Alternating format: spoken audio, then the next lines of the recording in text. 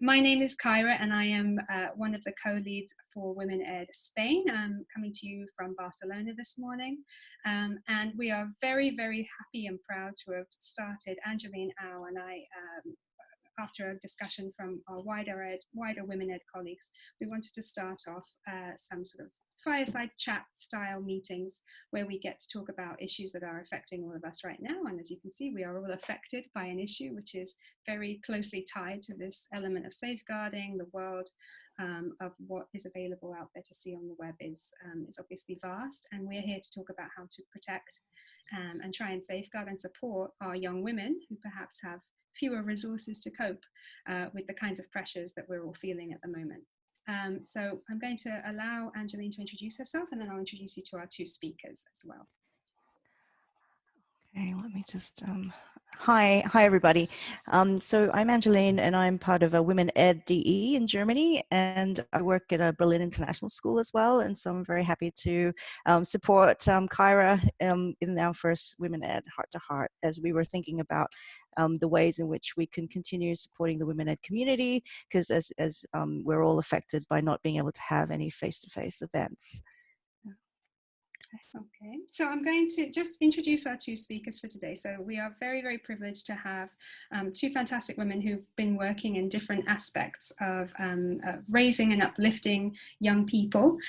Susie March, who is a CIS affiliated consultant and a comprehensive sex education. She's based in Munich. And also we're very happy to be joined by Edith Johnson, who's the co-founder of Be Her Lead, an organization for teachers that builds resilience and aspirations in young women. She's based in London but comes to us today live from Berlin. So we have a little Berlin, Barcelona, Munich co-production here this morning.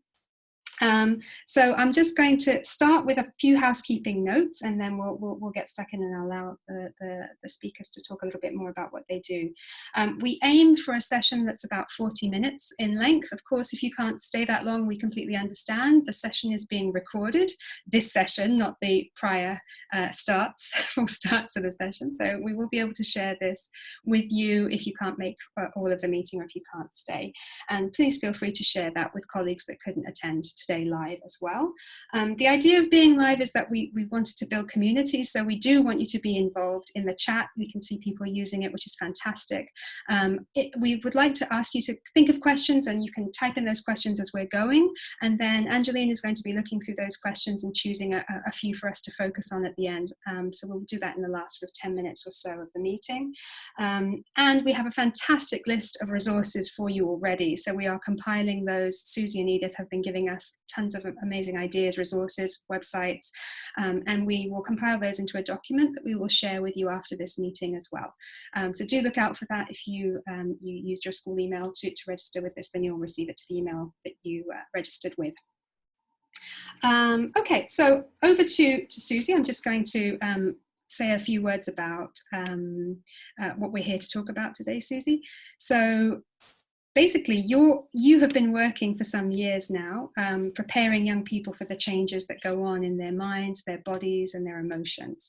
So what are the trends that you've seen in adolescents that you work with in terms of their awareness of a life lived online? And, you know, what are they feeling at the moment? You're probably really well placed to tell us what's going on for them. Hello, good morning, everybody. I think one of the things that we have to remember is that young people have lived their lives online for a really long time. So actually this isn't very new for them. They live online in the same way that they live offline. They don't differentiate between the two. Their online lives are much the same as their offline lives. I think the big difference that we're seeing is that they're not able then to follow up any of this with being in person with people. So I think one of the things that's important for young people is communication skills that I've seen over the years are diminishing because of this online life existence. So actually that's something that will be a big change for them, that they're not even able to do that level of communication. But everyone will cope differently with what they're seeing. So some will have loneliness right now, where they feel quite isolated, like we all do. You know, to be able to interact with people is so important. Then for many, we've got real uncertainty, that distress that they've got regarding their maybe cancelled exams, their futures that they're not really understanding. So I think for me that's a big concern. They may be, you know, if we think about young people who have anxiety issues anyway, these are going to be heightened. There's going to be much more issues around that. And actually, the rest of us have all got anxiety suddenly. So we're all climbing on that bandwagon that they previously thought was their own. And now the whole world is obsessed with anxiety and hand washing and cleanliness. So those issues that young people had existing, everyone's got them now. I think also one of the things that we have to recognise is that there'll be some huge disappointments that young people are facing regarding transitions, for example. You know, if we think of young people that were moving from, let's say, middle school into high school, you know, are they going to be able to celebrate that transition? Are they going to be able to say goodbye to each other? Particularly thinking about the international school community, where we've got young people who are maybe moving on, you know, are they able to say goodbye to their friends properly? When I think about my own children and they're moving on, you know, that was such a big deal for them. It's a really big concern for me that they're maybe not going to be able to fit into those timelines that they had originally thought of. And then just finally, just to think about what they're facing when they're online, and that's all this fake news. So they're seeing all the time things that you know, how can they tell whether they're real or not?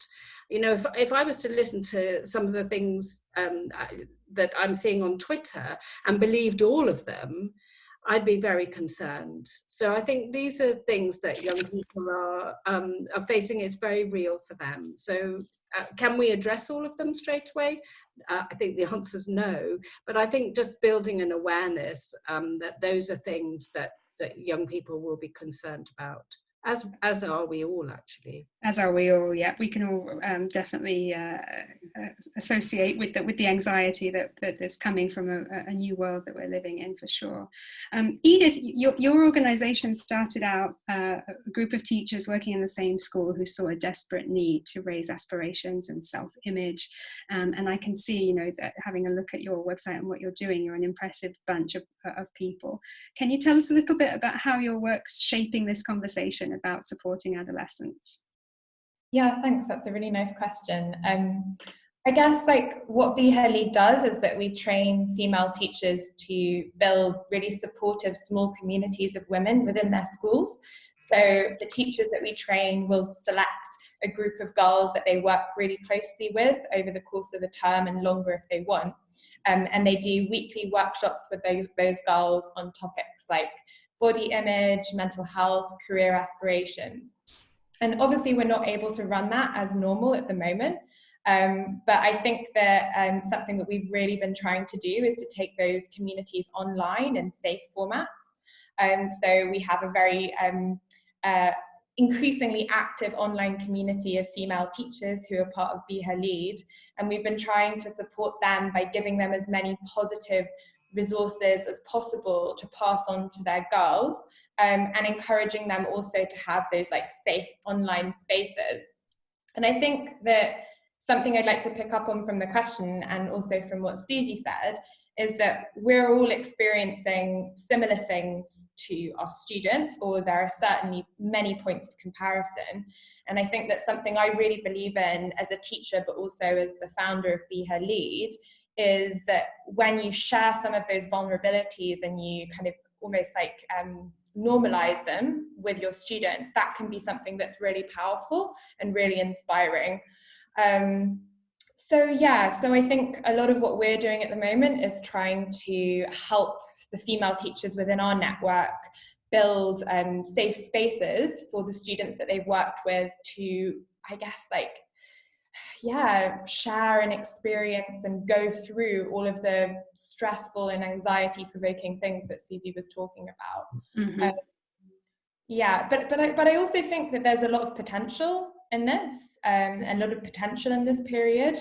I think something that we really focus on in our organization is that a teacher's role isn't just a kind of learning content provider. Our role is much bigger and much more important than that. We're also in many ways there to support the well-being and the future of our young people.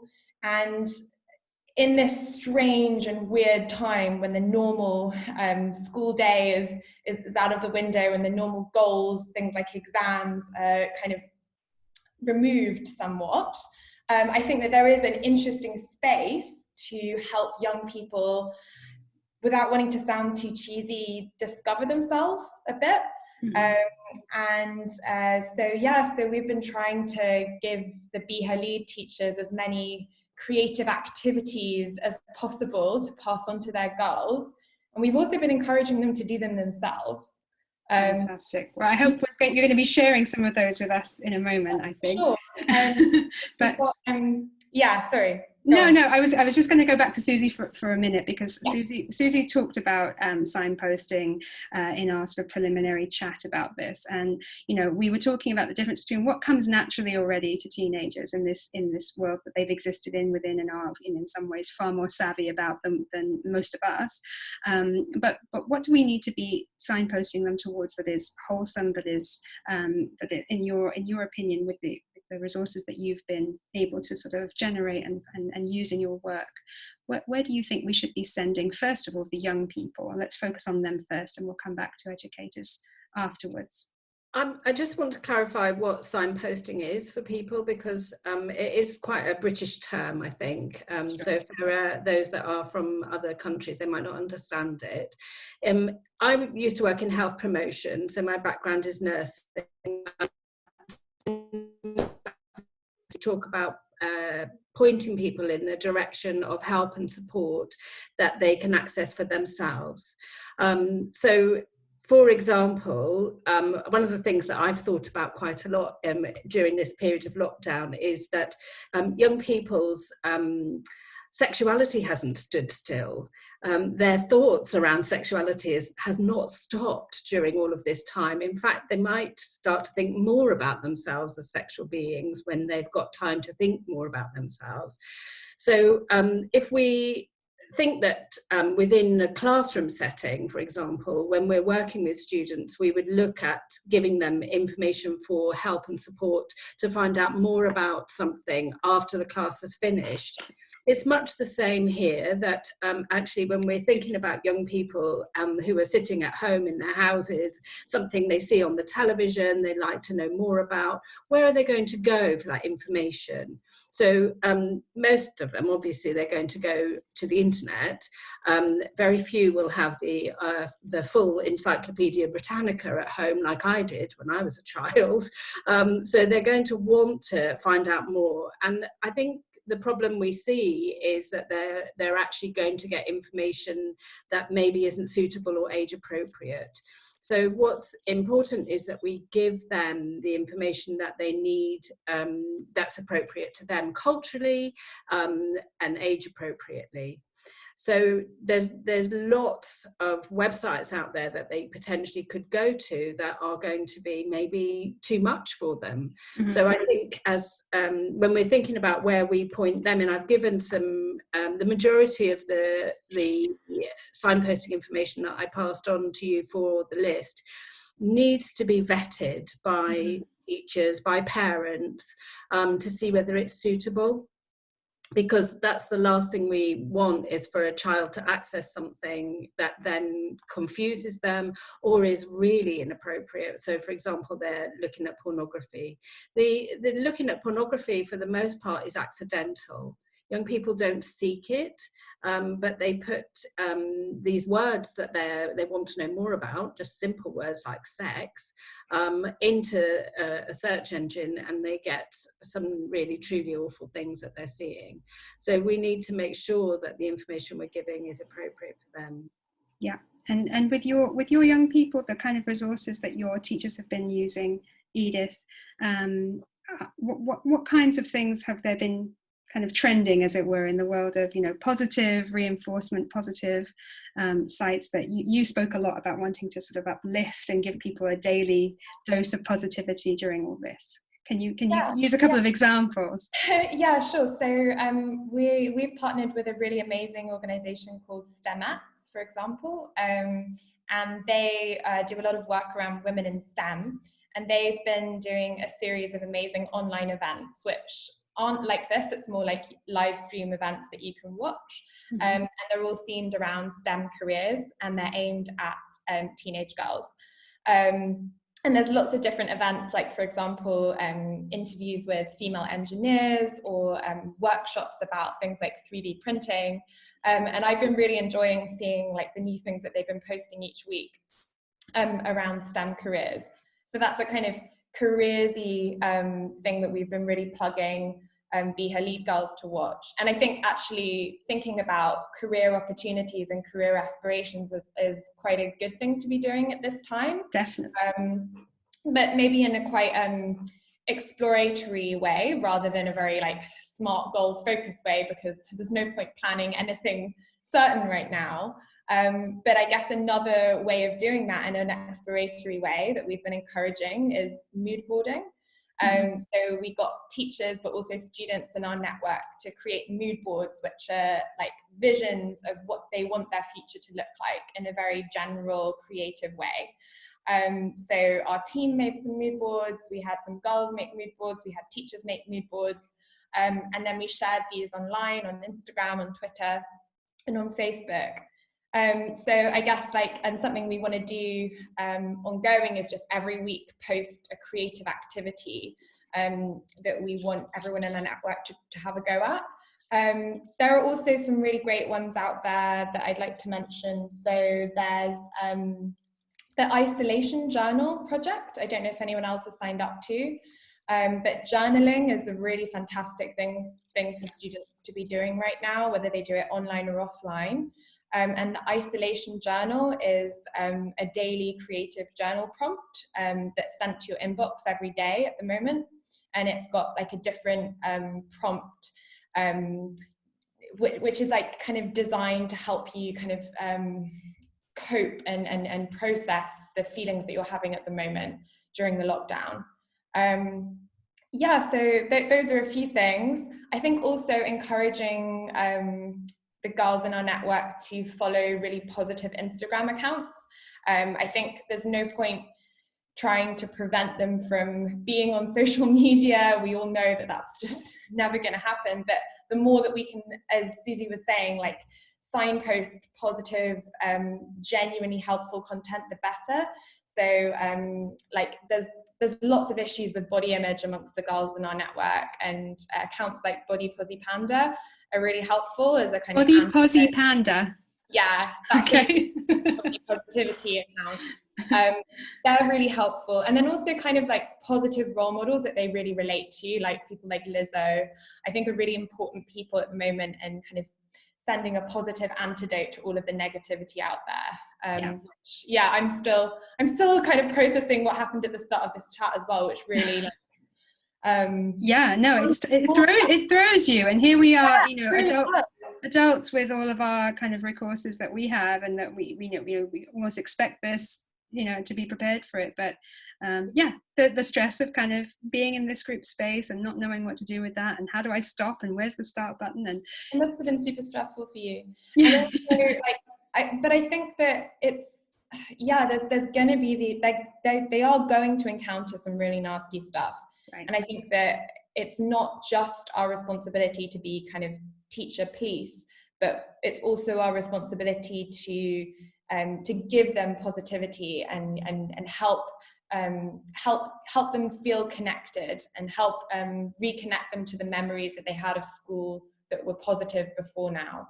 Yeah, no, I totally agree. And I think I'm going to come back to Susie about, the kind of skill sets that we want to develop in our young people, because we talked a little bit briefly about being able to evaluate for ourselves, right? Our young women need to be able to evaluate risks. They need to be able to self-monitor, and also monitor what they want to take in and what they don't want to take in. So how would you recommend that we start focusing in, honing in on those skills that we need to build and develop, and how do we help them recognize what those skills are? Yeah, thank you. That's a really good question. I think it's about them having those skills to be critical about what they're viewing. So if we think back to actually what Edith was just saying about the rather traumatizing start to what we all saw, you know, if something like that happens within a setting for young people, you know, who have they got to turn to? Who can they talk to? They might feel that they can't turn to their parents to tell them what they've just seen, or their teachers, for example, to be able to report, because they might think they've done something wrong themselves in having seen it. So giving them the permission, if you like, to be able to come and say, well, I saw something that upset me, and to talk about it. And as we saw from that, it's actually quite difficult to stop something like that. Right. You know, so the panic of trying to figure out who it was you know, enough to kind of keep it going for too long. And I think what a perfect teachable moment for us all, you know, to learn that this is something we're going to need to be able to be open about, because it will happen. Yeah, no, I think that's just something that, you know, just to describe to a young person that if they do click on something, if they do see something, or somebody says something within their social media network that they feel uncomfortable about, you know, that they actually can block, they can tell someone about it, they can report. So the reporting mechanisms are different depending on where they're based. So I know there are certain countries that it's all very straightforward, they can report quite easily. In others, then it's not as simple. And particularly if we think about our international communities, where perhaps the young people haven't got the language skills in order to report. So they're looking at a website and they don't know where the button is that, you know, would report something that's horrible. So I think, you know, that element of it is really important, that we give somewhere else to go to talk to. So, for example, to go to talk to their parents, but actually that goes to another point. We need the parents to know that they're needed, and that things like this can happen. So I think parent education for me is a massive part of what we're talking about. Right. And then another thing that we haven't touched on yet is actually the situation for young people at home. So if they are in a setting at home at the moment, which is unstable in some way, which as we know as educators, you know, at school they come in and they have kind of a haven in some ways, and we have our time with them, which is protected. But what about if their home life at the moment is difficult? There's you know, something going on at home that feels unsafe. What should we be looking out for as educators? What should we be considering? And maybe you can speak to the cultural context there that might be different as well, Susie. Yeah, I mean, I've actually, that was a point that when we had the pre-discussions, that I really feel is something we need to be aware of. You know, school is a safe place for many of our students. You know, things that are happening within their home environment is not great. So for example, if I don't know about you guys, but I'm certainly drinking slightly more than I was before. But if you've got a family where drink is a real problem, you know, you've got parents who are drinking, maybe they're parents who are drug abusers, who actually are now not able to get their fix, or they would ordinarily use their drugs when the child's not there. Children are witnessing things like that. Then there's domestic violence that's potentially being witnessed. Just fighting, bickering in families is going to be much heightened during this time. So we have to be mindful of our students and their moods. So for those teachers who are working with students on issues to do with classroom work, you know, if a child isn't doing the work, it could be something as simple as actually their parents set up with their network and their computer isn't that great, so we need to give them a little bit of space for that. Or it could be that actually the home environment is not conducive to be able to do any of this. So I think one of the things that's important is to remember that we're not I found a wonderful quote on this, that we're not actually, I'll find it actually because it was so helpful. Oh, now I can't find it. It was about essentially the fact that we're not working from home. We're dealing with all of this in a crisis. We're working despite dealing with a crisis. Yes, I've seen the same quote. Yeah. So I think, what's important is not to benchmark ourselves. If someone else is coping, we need to recognize that that might not be our norm. We can't cope. Give some airtime to the concerns that students have, but also to pick up, teachers, your students better than anybody else. If you're seeing something that you think is out of character for that child, or you knew the child had issues before and you're seeing a heightened sense of anxiety, then the one thing you can do is to listen, but also to think about the reporting procedures. None of that has changed. We have to be super careful about what we're doing. So I provided a lot of information to everyone when this is finished on the safeguarding guidelines. You should all as schools be really thinking about that. There's guidance from ICMEC, so that's the International Centre for Missing and Exploited Children. They have put out a lot of information around virtual schools, as have CIS, the Council of International Schools. So please take a look at the guidance that I've shared, because there's a lot there that we have to think of. But yeah, just listen to your students, please. There's some fantastic, I had a look earlier, and you've given us even a sort of sample policy if a school doesn't have one pre-made already. So, being able to go through your sort of procedures at the moment, that's very, very helpful, I think, as well. I was going to ask you, Edith, just to go back to teachers knowing their students best, because I think your work hones in on that the connection that your teachers at Be Her Lead already have with their young women and girls in their care mean that they're probably more likely to be able to spot an issue. So how have you worked with your teachers to make sure that you're continuing those check-ins and that you're monitoring? So, different from kind of we've got two steps: recognizing red flags and reporting. If we ask you more about the recognizing first, we've got Susie's advice on the reporting of those issues. Yeah, so with the way that Be Her Lead works is that the teacher that we train will select a small group of girls that they work really closely with, and those girls tend to already be experiencing a lot of difficulties, and I think that it's worth remembering that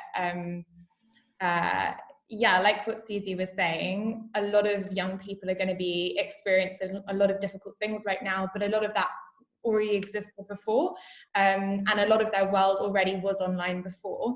A lot of teachers in our network have been really worried about just being able to access and know what's going on with their young people, because now they feel really disconnected with them, and not all schools, certainly in the UK, are able to for safeguarding reasons, but also other reasons like the resources that kids have at home. A lot of our teachers aren't able to have face-to-face contact with their kids. So it has been really difficult. I think something that we've been doing to try and support the teachers is have a weekly virtual coffee. So we've been doing that every week. We've now opened it up to teachers who are interested in being part of our network too. So if you're interested in coming along, then do drop me an email. But yeah, we had a really good one with someone I'd recommend following on Twitter called Becky Mace. I think she's called I wrote it down, at Becky_Mace on Twitter.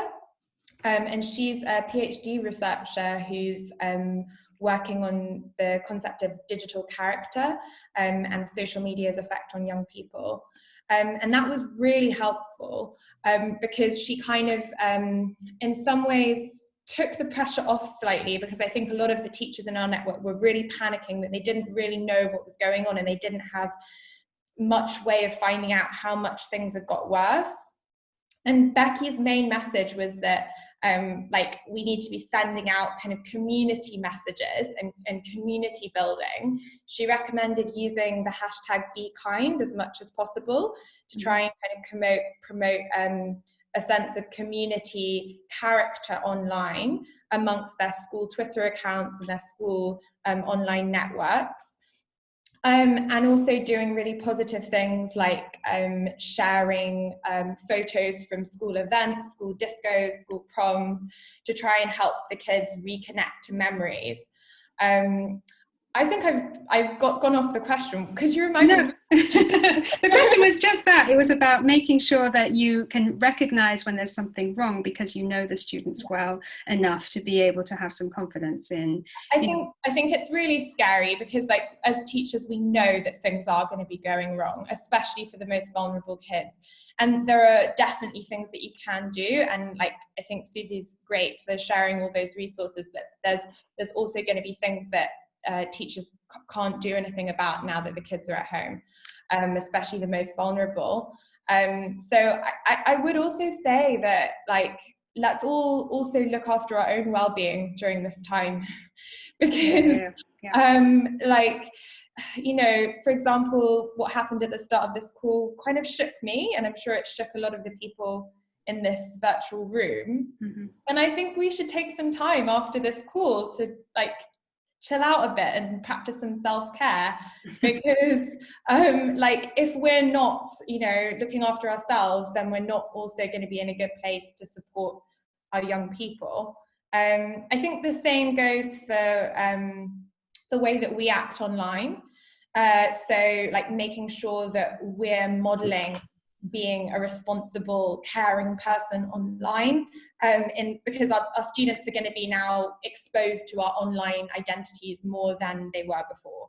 So I think one of my hopes is that the schools who had a bit of a Luddite approach before this and did things like banning mobile phones will now be kind of hoiked into the 21st century and recognize that they have a responsibility to teach their students to be responsible citizens online. Because like, a lot of the students will be perpetrators of online violence as well as victims of it, and we have to remember that too.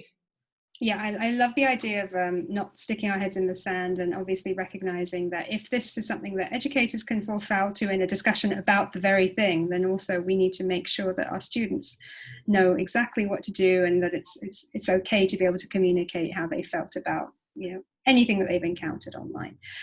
So I wanted to ask the group, because I wanted to get towards questions soon, and I can see a lot of chat happening and some great examples there that people have shared, including sort of yoga and fitness. And I wanted to ask everybody who's still here to just comment on whether you are already a member of a WomenEd network.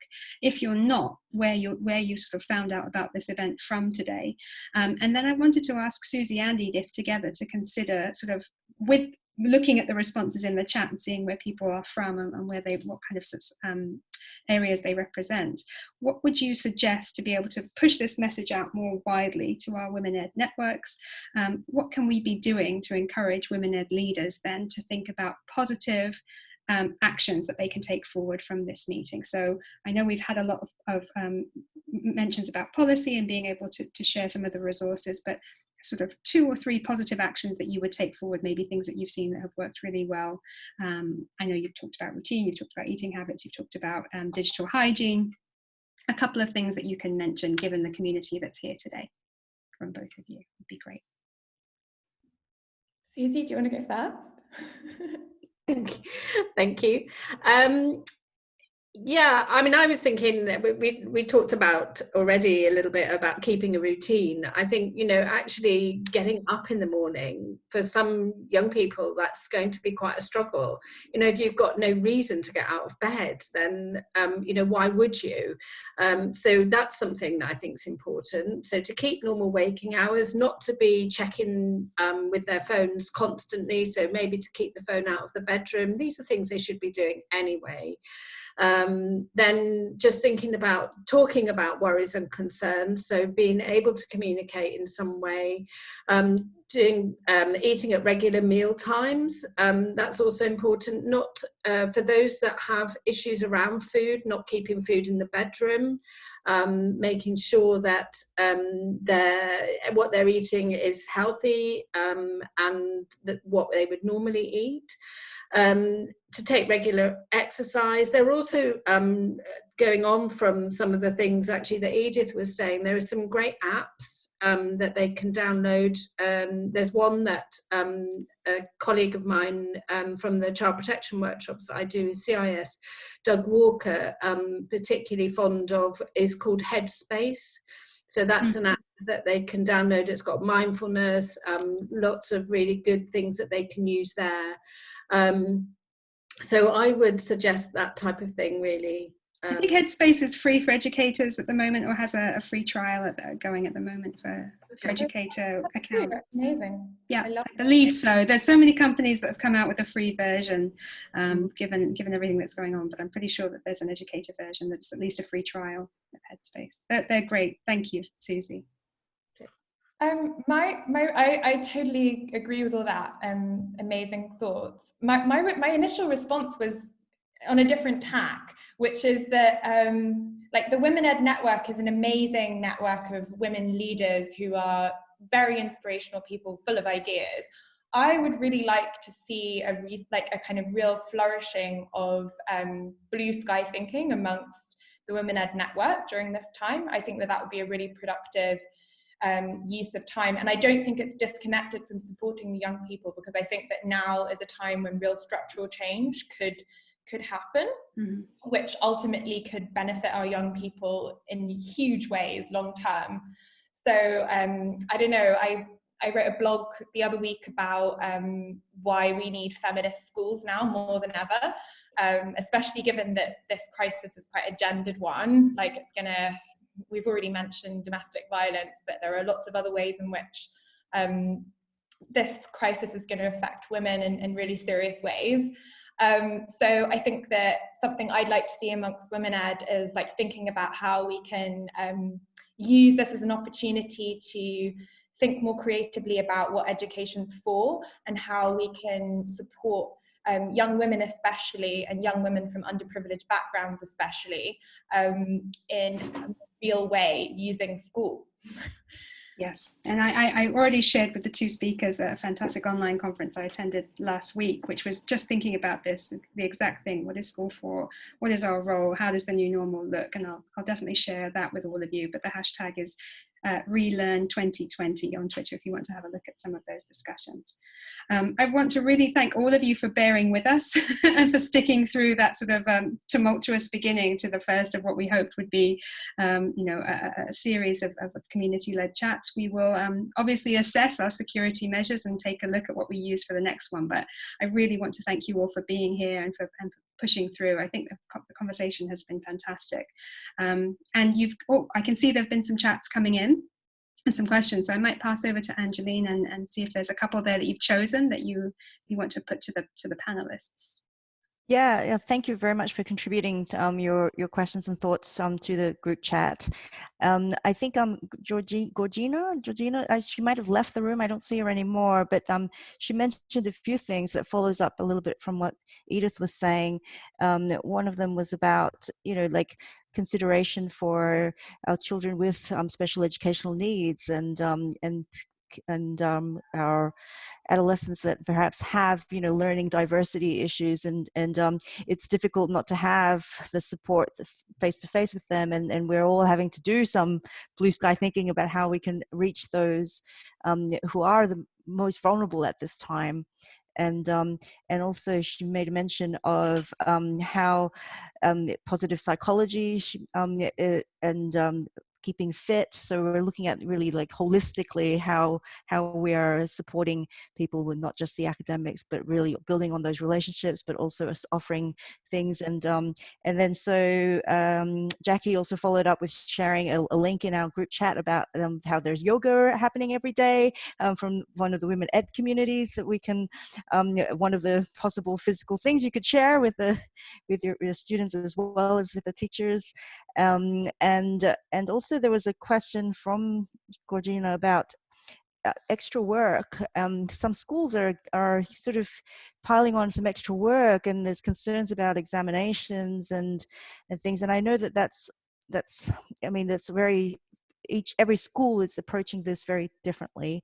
But I think this concern is not just for us as educators, but I mean, that's a pressure too, if students are feeling themselves and parents are feeling and putting onto the communities around. And so, but those things being so school specific, I think those conversations and building up those, strengthening our communication skills, making our voices heard with our community, learning communities, whether you are an educator or a parent, to say, hey, you know, this is too much and this is not on, I think is also really important for us to be advocates for that. Yeah. Where do you stand on that issue? I'm really interested to hear then from Susie and from Edith on the kind of extra work setting. What's your advice there to teachers who are battling against parental expectations that might be different from their own? I think it speaks to what we were talking of earlier, that actually this is a crisis. We need to cope with just basics, not extra stuff. I think it's really unfair. So everyone will work at their own pace, and for some this will be very easy, and for others it's going to be really hard. So it's the same for the teachers, the same for the students, and actually the parents. So just thinking also about giving extra work to families to do. There are parents that are trying to manage their careers in a separate room whilst organising their kids. So let's be realistic about what our expectations are for everybody here. Yeah, really comes back to be kind with you, Edith, I think. Hashtag be kind to everyone. I don't have much to add from what Susie said. I totally agree with her. Apart from the fact that, like, we had in our first virtual coffee a couple of weeks ago, we had several teachers talk about this exact problem. And actually one of my co-founders who's here, Eve, like she was reduced to tears by a senior leader that week, who had just been like churning out content to give to the kids. And it's just like, what? Are you crazy? It's completely the wrong approach. Everyone is coping differently, right? And I think for some of us that means overworking. The wrong kind of panic, like it's a really bad, not productive. We should be focusing on healing and safeguarding and looking after the students. Absolutely. All right. Well, there are some great resources coming through on the chat, so I encourage anybody to take sort of screenshots or copy and paste from the chat, but we will be doing the same and putting together a list of resources that we can share with all of you. Once again, thank you so much to our guests, to Edith and to Susie, for being with us, taking the time, sharing their expertise. And we will see you all, I hope, for the next edition of this chat, and Angeline and I will put our heads together and figure out how to make it even better. And if you have feedback for us, of course, please do send that on in a kind, critical way. And we already are very, very observant as to what can go wrong. So we will make amends for the next one. But we really want to thank you for sticking with us, and hope you all have a restful and kind to yourselves rest of the day. Thank you so much for inviting us on.